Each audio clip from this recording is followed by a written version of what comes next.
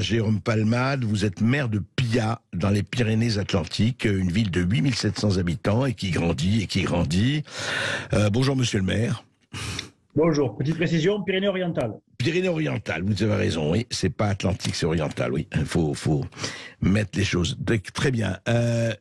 Écoutez, j'ai vu ce que vous avez fait, on a parlé, vous avez renoué avec quelque chose que beaucoup de gens attendaient, beaucoup, et pas seulement les gilets jaunes, et pas seulement à gauche ou à droite, partout, ce qu'on appelle la consultation démocratique, le référendum. C'est que nationalement, depuis 2005, il fallait plus du tout en parler, hein. Après la Constitution européenne, bon, c'est autre chose. Et puis vous avez décidé, à propos des parrainages, vous avez dit, écoutez, moi, je suis le maire de Pilla, je vais consulter mes administrés. Pourquoi vous avez choisi cette méthode, Jérôme Palmade? Je pense que aujourd'hui, moi j'ai été nouvellement élu, puisque c'est mon premier mandat en tant que maire. Oui. Et je pense qu'il y a une nouvelle façon de faire de la politique, c'est-à-dire que mes confrères ou collègues, en tout cas, certains d'entre eux, se sont désavoués en étant un peu maire-roi. Moi je pense qu'une collectivité, ou en tout cas les élus locaux, ne sont que des représentants de la population. Et donc, nous ne sommes que des porte-parole. Et donc, à ce titre-là, pour des sujets politiques comme celui des élections présidentielles, j'ai décidé de mettre en place une consultation citoyenne. De l'urne, c'est monsieur Éric Zemmour qui en est sorti. Et donc, nous avons décidé de signer pour Éric Zemmour. Ça aurait été Jean-Luc Mélenchon, par exemple. J'aurais signé Jean-Luc Mélenchon, même si je suis un garçon de droite. Bien sûr. Non, mais alors justement, je voudrais savoir comment ça s'est passé. C'est ce qui m'intéresse encore plus que les résultats. Ce qui nous intéresse, c'est la méthode. Comment vous avez procédé pour cette consultation? Alors, tout simplement, on a envoyé un courrier à l'ensemble de nos administrés. Ensuite, on l'a publié via la presse et via nos réseaux sociaux sur la ville de Pilla, en disant que nous mettrons une urne à l'accueil de la mairie et toutes les personnes inscrites sur liste électorale pouvaient se munir du bulletin avec l'ensemble des candidats dessus et cocher la croix qu'ils souhaitaient. On a établi ce vote sur une semaine et le vendredi à midi, on a dépouillé pour avoir le nom du candidat. Alors, sur le nombre d'inscrits, combien de votants? Combien ont mis leur bulletin dans l'urne, comme on dit? On a eu 10% de votants, qui représentent à peu près, on a 7200 électeurs. On a eu environ 700 électeurs. Alors, ça m'intéresse beaucoup les suites, monsieur le maire. Est-ce que vous avez proclamé quand les résultats? Ça a été connu quand? Vendredi à 14h, nous l'avons fait via un Facebook Live. D'accord. Et alors, comment on réagit? Alors, il y a eu sûrement des approbations, des oppositions. Comment vous vous êtes retrouvé face à cela? Alors, premièrement, il y a des personnes qui se plaignent du résultat.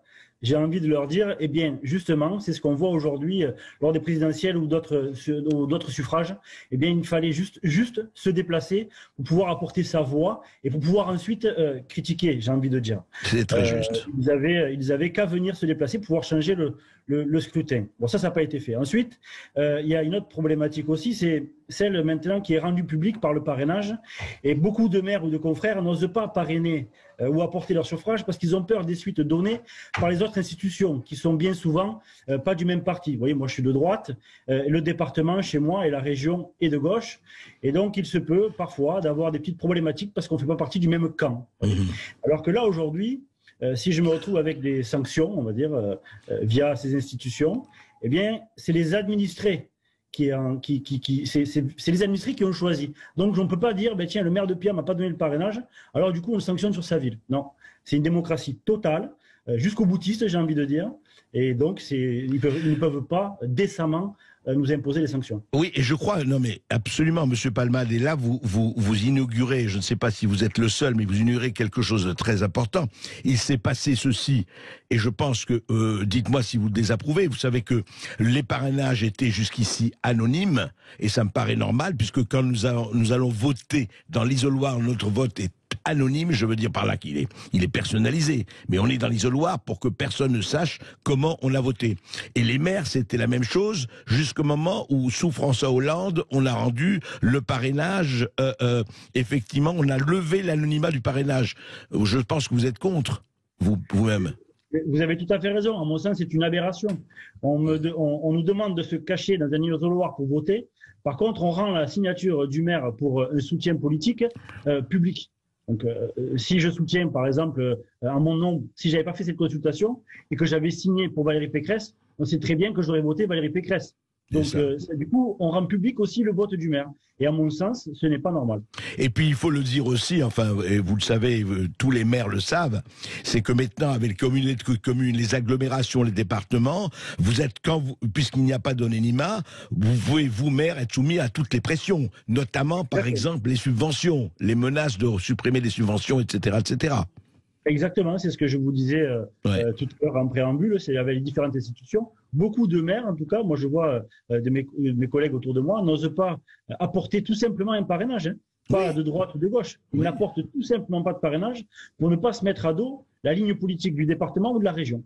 Oui, le parrainage n'est pas approbation, on le rappelle, c'est simplement pour que différentes voix puissent s'exprimer. Ça ne veut pas dire que vous êtes pour tel ou tel ou tel, mais mais je crois que vous soulevez avec vraiment, il y a une méthode que vous apportez qui est extrêmement importante, c'est-à-dire que effectivement, vous pourrez dire, écoutez, moi j'ai fait la méthode la plus démocratique qui soit, et c'est la plus démocratique qui soit.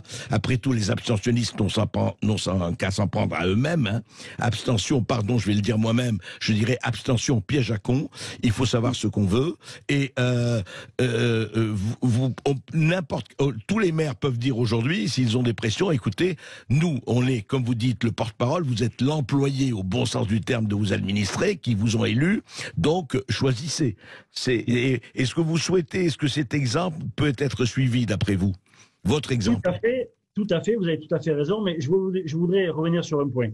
Oui. Vous voyez, par exemple, aujourd'hui, il faut encourir le bruit que le Conseil constitutionnel pourrait annuler la validité de ma signature.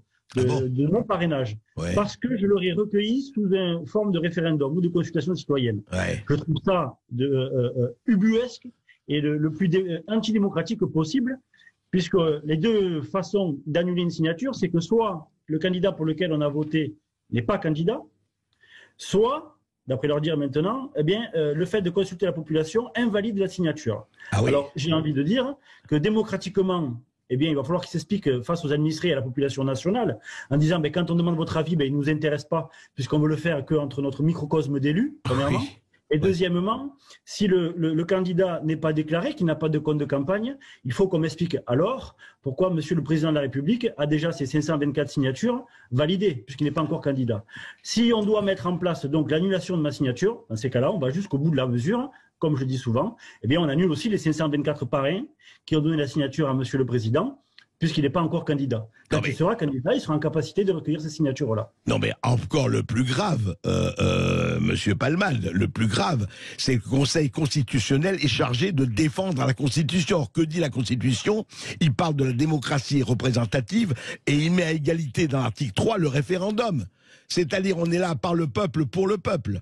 Alors si le Conseil constitutionnel, franchement, vous invalide ou annule ce parrainage, alors là, ce n'est plus du flagrant délit, c'est du suicide organisé. C'est grave quand même. Il y a d'autres maires, je crois qu'il y a un maire dans le Var aussi qui a fait la même manipulation que moi, sauf que lui, il a passé en conseil municipal pour faire un vrai référendum, si vous voulez, et de ce fait, la préfecture a retoqué, via le contrôle de légalité, son vote au conseil municipal. Ce qui a eu pour action, donc, d'annuler le référendum, et donc il n'a pas pu avoir de résultat.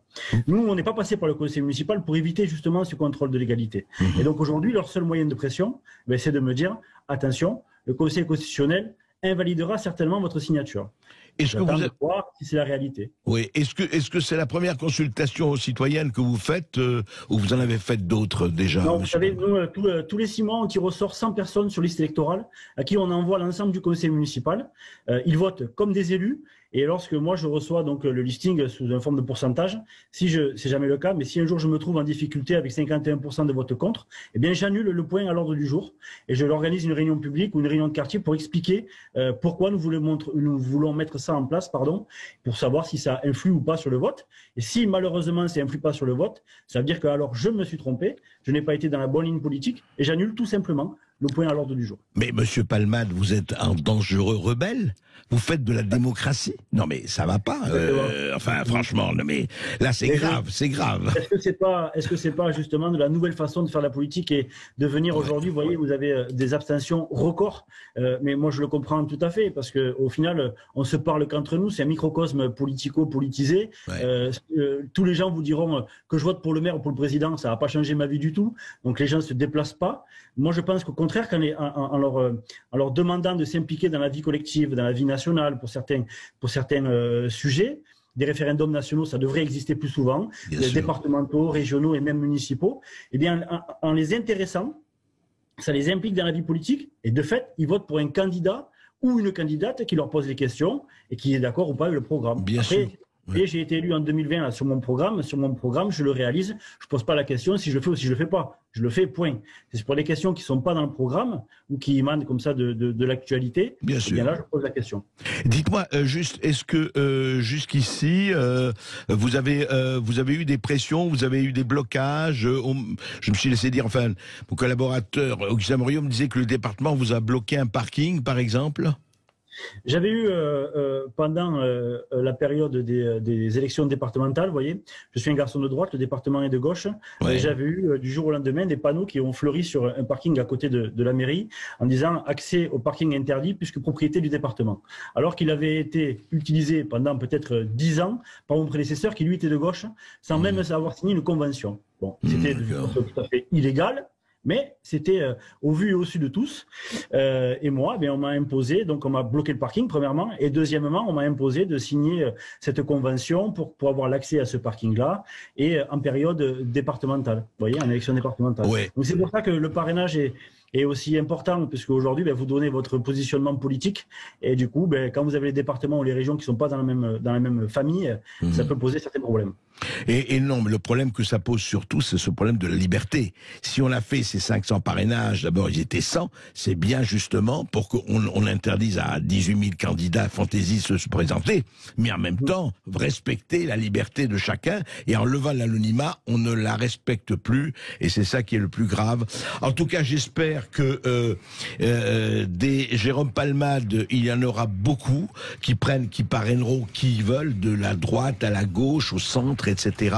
Mais qu'au moins cette liberté existe et que les abstentionnistes savent que après c'est plus difficile de pleurer. Il faut vraiment aller voter. On s'est assez battu pour ça.